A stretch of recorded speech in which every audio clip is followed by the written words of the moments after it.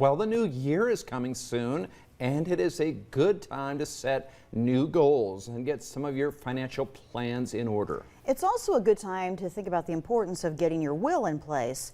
In this sponsored segment from the Nebraska Community Foundation, we take a closer look at the concept of planned giving and how you can get the process going.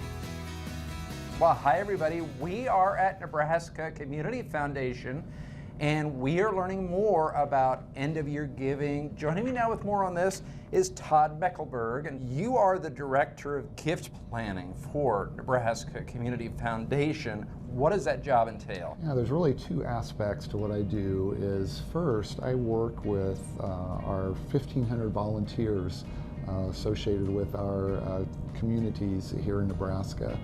And what they do is they're trying to raise awareness of planned giving across our state.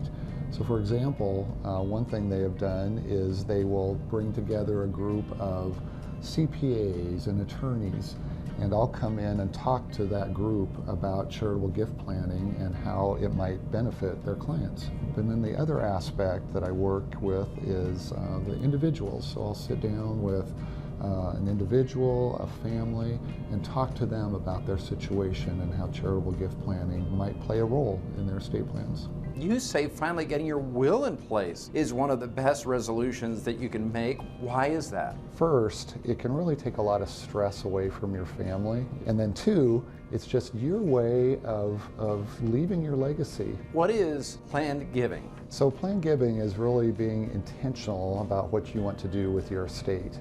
And so planned giving is the process of just sitting down, making decisions about the best way to structure a gift to support both your family as well as your charities. People may be wondering this: how can you use your will to make a planned gift? So obviously you need to work with your attorney on the specifics of how to make this work, but there are really two ways you can make this happen. One is in your will, you can leave a specific amount to a charity of your choice.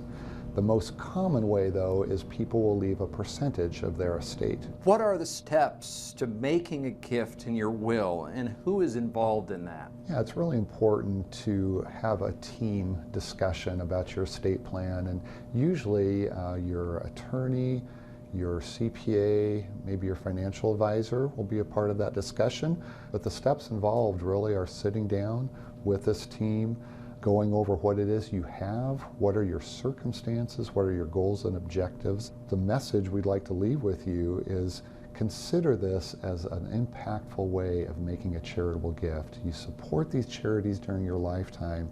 This is your way to make a real impact on those charities.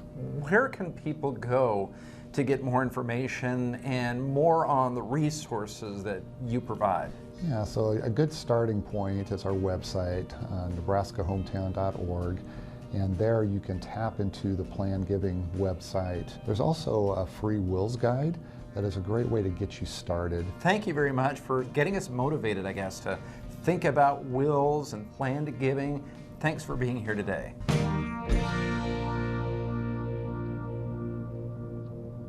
So as you can see, there is a lot to think about when it comes to giving to your favorite charity or hometown. Yeah, that's right. And you might be wondering how much you should give. And so with more on that is Jeff Yost, who is the president and CEO of Nebraska Community Foundation. Nice to have you here. Merry Christmas. Good morning. Merry Christmas. Yeah. Great to see you guys. Thank you. We want to talk about the foundation and maybe some guidance for a person out there who wants to give. Tell us about the 5 to Thrive campaign. Sure. So through the Nebraska Community Foundation, we've been encouraging generous Nebraskans in hundreds of communities to reinvest in their hometowns over time. And a few years ago, we did another study on this massive transfer of wealth we're experiencing. We estimate that in the next 10 years, $100 billion is going to transfer from one generation to the next in Nebraska, which are just staggering numbers, right? So it's like, how do you make that sort of small and actionable for each of us? So through the 5 to Thrive campaign, we're encouraging every generous Nebraskan to consider giving 5% of their estate back to their hometown or their charity. And with 5, we thrive. But 5% of 5% of $100 billion is $5 billion. Boy, that could make an enormous difference. And quality of life, economic prosperity, and helping to build communities that young people want to be in with us.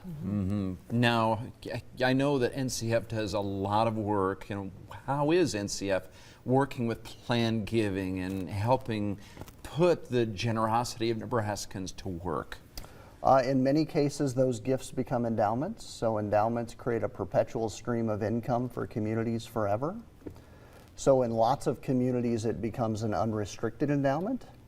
So a few weeks ago, you guys did a story on Shickley these days, and Shickley now receives over $100,000 a year of payout from its unrestricted endowment that it can use to really take on the issues of the future. So those might be associated with school curriculum, they might be early childhood development, it might be housing, it might be leadership development or youth engagement, all sorts of things. So we're working at about 270 hometowns around the state, helping them to really dream big dreams about the future and then mobilize this incredible opportunity we have through charitable giving and the transfer of wealth to create the hometowns of our dreams.